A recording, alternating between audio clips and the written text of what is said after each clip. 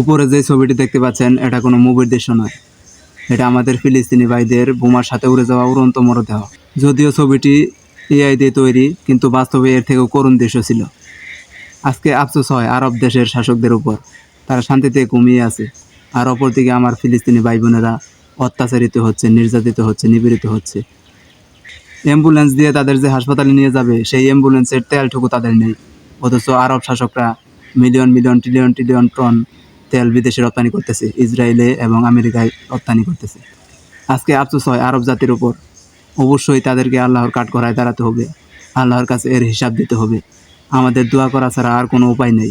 কবে পৃথিবীর মুসলিম জনতা এক হবে? কবে আমাদের ফিলিস্তিনি মুসলমান ভাই বোন শান্তিতে ঘুমাতে পারবে? কবে জালিমদের হাত থেকে আমাদের মুসলিম ভাই বোন রক্ষা পাবে?